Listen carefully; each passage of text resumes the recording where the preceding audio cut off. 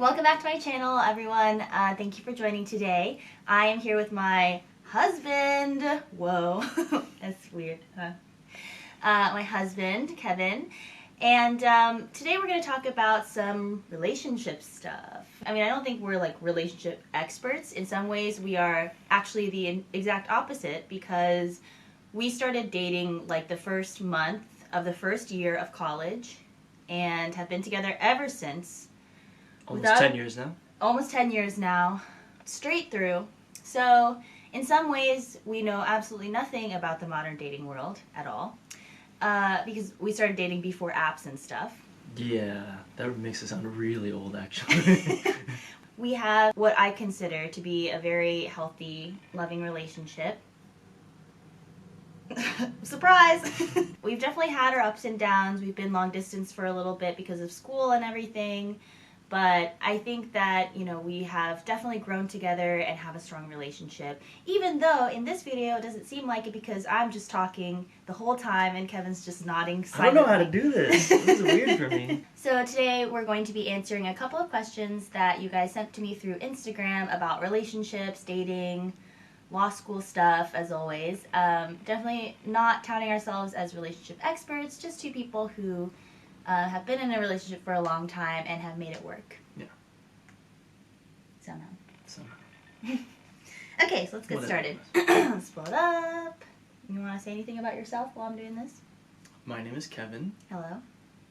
Is there anything else that needs to be said? No, that's it. That's your whole identity. Cool. Nice. Okay, cool.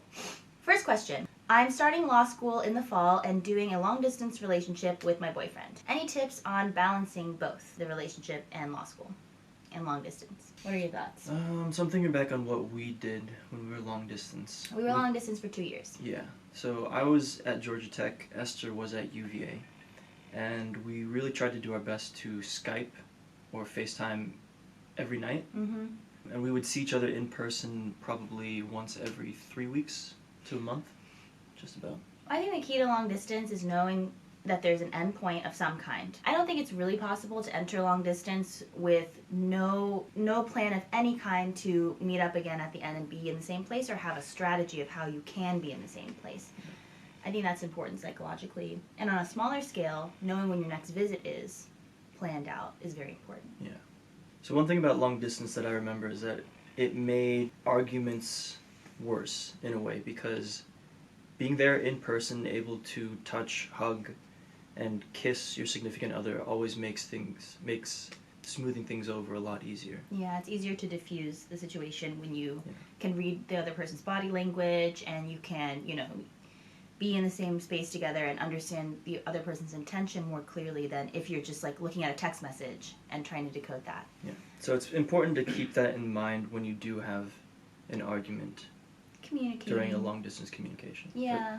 Long distance relationship. Yeah. And I think it's important to have your significant other involved to a certain extent in the life that you have apart from them. So like when they come to visit, they should meet your friends in that area so that when you're talking, it's not just like names, it's, you know, they feel like they have a stake in that area, in that location as well. Balancing, what did she ask? Law school and a long distance relationship. Well, we didn't do long distance when I was in law school. We did it when I was when we were in our master's programs, but in some ways I think, you know, law school is actually it seems like it would be a pretty easy way to do it because you're going to be so busy. It's not like you're going to be like out partying and meeting people. You're just going to be studying. So, yeah. There's that. Unless you're in business school. But you're not. She asked about law school. Okay. Yeah, suck it, business school. Nice one, babe. Yeah. All right. Next. Well, this is kind of related. So this person asked how to manage a relationship while in law school. I mean, I feel like you should answer this to start off with again because I was in law school and just kind of like, you get kind of selfish in law school, not necessarily in a bad way, but you're just so busy the first year that you're very focused on yourself, like your grades, your work, your classes, the people you're meeting, and so I feel like my perspective is like, you just do law school. But how did you manage our relationship while I was in law school? So we were in a pretty fortunate situation where I could work from home and my hours were very flexible. So I had a lot more free time than Esther, and I was able to pick up a lot of the slack around the house. that let Esther focus a lot more on her very strenuous 1L year. Yeah, I appreciate that. I mean, we definitely had a conversation before I started law school that kind of managed expectations. And even though I didn't exactly know how busy law school would be, I knew that it would be very busy. And so I kind of told Kevin up front, like, I'm not going to be able to, like, do a lot of housework. I'm not going to be probably, like, in a great mental state. So, like, going into this first year, just, like, be aware that I might be more stressed than normal and we'll get through it together kind of thing. Yeah. Yeah. It's tough, though. It was hard, yeah. Try to achieve a sense of balance so that it doesn't lead to resentment. Yeah. And be aware of the other person's burden. So, like, Kevin, especially the first year of law school, was super aware and wonderfully supportive of, like, everything that I was going through. And, you know, he basically made all the meals, like, the first year. I don't think I cooked a single meal my 1L year. You might have fried an egg or two. Yeah, it was, yeah. You know, just kind of picking up slack where necessary and seeing it as a team endeavor, even though it's one person in law school and one person, like, either working or doing something else, but you're a unit and your life together involves, like, an ebb and flow of contribution. Anything else about managing a relationship in law school? Things that you wish we had done differently? So one thing that I did not do during your 1L year was like make an effort to get to know your law school classmates. I think that might have made things a little bit better, maybe. Although, I mean, so both of us actually came to the Bay Area with quite a few friends already. So made suck it kind it, of law unnecessary. school. No, I mean, But we did hear from some other, like, Stanford spouses who weren't having that great of a time because they did not know that many people out there, and they kind of felt trapped in a way. yeah, it can be tough when the other person doesn't, again, feel like invested in your life in the law school and doesn't know what you're talking about. You're already going to become a monster in law school and make only law-related jokes after a while. What was that? Like, the other day, I was looking at our, like, T14 meme page, and was just like, Kevin, this is lotion for summary judgment, like summertime, and it's sunscreen, but it's like motion for summary judgment. He was just like, God, can you? That's such a good joke. That's a good one, babe. It was a good one, babe. But anyway, to the extent that you can get your partner involved in, you know, what you're doing and the people you're surrounded with, I think that's always a good thing. Yeah. How to find another Kevin but shorter. I don't have any brothers, so... Subtle Asian traits. Tons of Kevins in there. Oh yeah, there no shortage of Asian Kevins there. No shortage. Totally intentional. Okay, next question. What was that one? What's the most efficient way to mine diamonds? Okay, so you want to go to height 11 and then start digging in a straight line. You only need to dig out the 2 blocks that you need to fit your character in, and then eventually you'll find it. It's also the safest height to mine at because that avoids most of the lava. You still got to keep a water bucket with you, just to be safe. Obviously. What are you going around without a water bucket? What are you, some kind of idiot? Okay, next question. Are you with the right person if she's not happy with your being in school for long? Parentheses, PhD, then law. Well, I think there are a lot of factors that go into this. It's like a pretty context-specific question.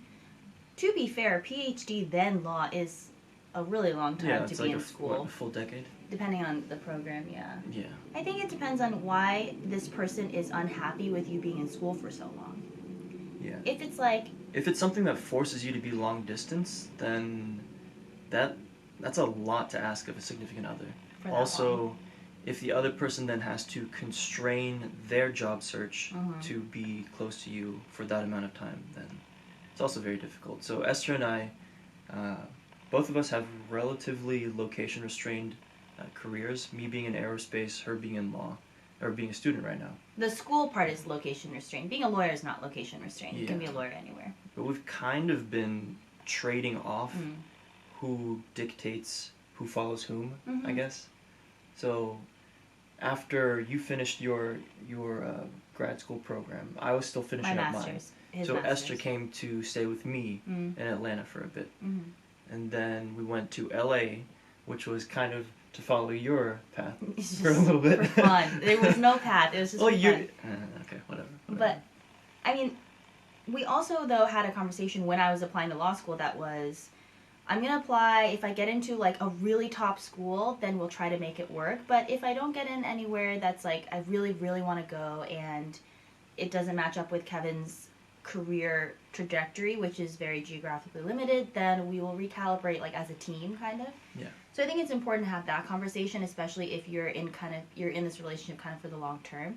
But I mean, this person might also just be like, why aren't you, like, making money, or like, you're boring, you're in school all the time, or some like less, I feel, legitimate reason. I think you just kind of have to ask, like, why this person is unhappy, and like really have it out with them. Yeah.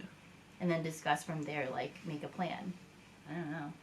Someone asked, how's married life? Was it hard to adjust to being a wife and a student at the same time? Well, no, I mean, people ask us this sometimes, because we got married at the end of this past March. Yeah, spring break. Spring break, baby! I don't personally feel like there was any difference in my mind between being, like, a wife and being, like, a girlfriend or fiance, because in our situation, we were like, okay, we're in it for the long haul, really. Like, we're very committed to each other. Yeah, we were kind of in a different situation to most people, since when we got married, we were already together for, like, 9.5 years. Mm-hmm. So in that regard... we were essentially already married a long, long time ago. So long. In all but name. Yeah. With limited free time, how do you balance your hobbies with doing things with your significant other? I think this is a great question, because we had to learn how to carve out space for ourselves and our own interests. Yeah. So oftentimes we default to just staying in, hanging out with one another, which we love staying in. It's not the best thing in the world, but it's yes, it one is. of our favorite things to Staying do. in is the best thing in the world. No, I mean, like, we should go out and hang out with more people, Yeah, but yeah, we should. we just, staying in is too easy, too nice, too comfortable. So you gotta kind of push yourself to hang out with more people, I guess. But I think this question is asking, how do you balance your own hobbies with doing things with your significant other when you have a very limited amount of free time? Mm-hmm. And I think that's that's a really good question, because I mean, I feel like we've learned that we don't have to have the exact same interests and the exact same friends and the exact same, everything all the time. I mean, I think it's important to have maybe like 85% of your life shared, or maybe more, like 90% of your life shared, leaving work aside, obviously, and 10% that's just for yourself, so that, you're not completely dependent upon your significant other for every, like, shred of happiness and fun that you have, which I think can get really unhealthy really fast. Like, when we lived in Atlanta, I moved there without knowing anyone, and I found it kind of hard to make friends, because I, like, wasn't going to school, wasn't going to work with people, just was alone. And I became very dependent on Kevin for everything that we did. And I think that was probably, like, the most unhealthy our relationship has ever been, because I piled way too much expectation on him and had no, like, foundation for myself. Yeah. So I don't know about the balance. I mean, with limited free time, I feel like just, for me, I would, like, set a schedule almost in my mind. Like, at the beginning of the week, like, sometimes Kevin and I talk about what we're going to do for the weekend, and I'm like, okay, Sunday, we're going to leave free for ourselves. Yeah. And honestly, I think it depends a lot couple to couple. Some people really cannot spend that much time with one another before they need to take a break, in terms of just, like, having some alone time. I mean, we even need alone time every now and then. Yeah. Because, I think everyone needs some alone time. Yeah, everyone needs some time to recharge by themselves, just, relax. But I think designating days that you have kind of reserved to hang out together, and, like, some time that's reserved for other people, and having a clear understanding of that. Like, for example, today's Sunday. We spent all day yesterday together, and then this evening and afternoon, I told Kevin, like, I have this plan, you make a plan for yourself, and that way everyone's, like, clear on what is going on. This, though, is just my personality. I like things to be clear and have a schedule. Yeah. So, yeah, not saying you have to do that, but that's, like, maybe one way of making sure that you have carved out time and, like, everyone is on the same page. Yeah. Cool. Are we going to address this one? Oh, yeah. One viewer says, "What do when love fuckboy?" I know this. No longer. I know this person, so it's like. Channel. When was this a family-friendly channel? Yeah, I guess I'm not. I don't normally curse. I do actually curse quite a bit in real life when I'm talking to my friends. This is a question I get kind of a lot in my personal life. Okay, you know who you are. Listen to your friends and your family who Yes. tell you what you're doing is stupid. That's the truth, though. I feel like that's applicable across the board. Like, the vast majority of times when I have friends or, you know, whomever, and they're, like, with somebody and they're just like, I know this person sucks, like, everyone tells me, but I just love them. It's like, no, like, your friends and family see with a clear eye what is going on, and... As much as you don't want to admit it, your parents are looking out for you, and they Mom do and Dad. have a lot more experience in life in general, so just... Yeah, I don't think you always have to listen to your parents, but, like, or your friends. But if it's a situation where across the board you're getting, like, a lot of warning signs, and there's, like, a chorus of voices that's like, what are you doing? Like, this is the third time this has happened with this specific person. Like, you kind of know in your heart. Yeah. And to the fuckboy point, or fuck girl, I don't know. Equal opportunity. Fuck people. I think there's a pretty hard limit to how much you can change someone. Yeah. You can change a lot about a person. Like, we definitely changed each other quite a bit. But underneath it all, there's, like, a core element of personality that it's not worth investing the significant time and pain it would take to change. So, like, if a person is fundamentally, like, selfish and callous, it seems difficult to imagine that you could change that selfish core of a person by just being, like, the best partner they've ever had for, like, 5 years. The trade-off, I feel, it seems rarely worth it, because there are so many people in the world who are lovely that you just don't need to be wasting your time. So, toss him. Garbage. Next. Or her. Or her. Equal opportunity. Yeah, I'm just saying this because I'm thinking of a specific situation. I assume it's important to keep learning new things from each other. How can I do that in practice? Yeah, just keep open communication, I guess. I think it's important to not only communicate, but in your own mind, constantly remind yourself that you shouldn't take that person for granted, and that you don't know everything about that person, no matter how long you're together. Like, I will never assume that I know everything about Kevin and everything that he knows, even if we've been together for, like, 65 years. You know, there's always something that person can bring to the table, or, like, a new way that they think about something that can surprise you even then. So I think keeping yourself open to that, reminding yourself to, like, appreciate them, and, you know, remind yourself that you can learn from them and that you're not, like, better than them. Agreed. I concur. Wholeheartedly. Concur. Okay. That was a quick answer. Yeah, she also said, I assume it's important to keep learning new things for each other. That's correct. Yes. Cool. And in kind of a related question, how do you keep the longevity of a relationship? Just drag your body and soul through Did we it. actively do anything to, like, make sure that we maintained our spark or anything? I'm trying to think of what we did. I think we're pretty lucky in that our spark just kind of renews itself to some degree. But, like, when we're having a fight or something... Yeah, I think one thing that we did that kind of kept it from getting stale was to be able to self-evaluate and check whether or not we were kind of getting stale. Oh, that does make sense, right? No, it does. Yeah. Like, every now and then, if we noticed that we were not going on enough dates, we would then make an effort to go out, do something new, and, you know. Going out on spark dates something. is important, I think.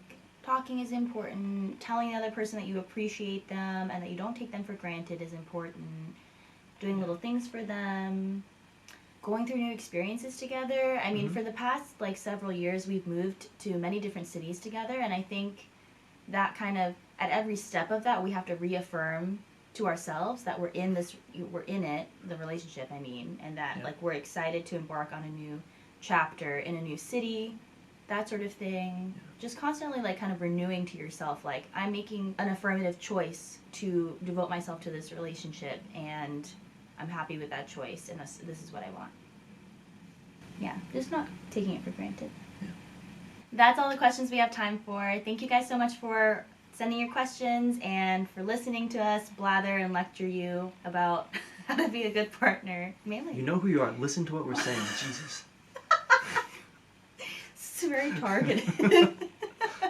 No, it's not targeted. But yeah, I feel very lucky, and how to end this? Please just cut it like this. Leave it. Oh, one thing I wanted to say about the law school point, actually, is I personally have felt that law school brings out this, like, very type A, like, very anxious, like, tight, stressed version of my personality. And pretty much every day of law school, I felt thankful that Kevin has the type of personality that can counter that and, like, bring me down. Not bring me down. You bring me down every day, babe. You're welcome. No, that can bring my stress levels down. You know, he knows how to basically, like, manage the parts of my personality that are kind of the ugliest and the most vulnerable, and I think that's very important to both being in a relationship in law school and the longevity of your relationship. Like, you have to show the other person the worst side of you. Well, you don't have, you can do whatever you want. But it has really worked out well for us, I think, because it creates, like, a really deep trust, because you're not just performing your personality, the personality that you show the world. You're really showing your true self to the other person, and they're one of the very, very few people in the world who get to see that. What a privilege it is to get to see my worst self. I'm so privileged. As long as you acknowledge your privilege. Acknowledged. Acknowledged. Okay. This is the true ending of our video. Thank you for being with us today and talking about relationships. As always, if you have any questions or comments, leave them in the comment section below. Please subscribe to her YouTube channel. That's support right there. Yeah. That's a supportive partner. Hit the like button. Smash that like button. Smash it, bro. And thank you guys so much for watching. As always, I really appreciate you. And I'll talk to you next time. Bye.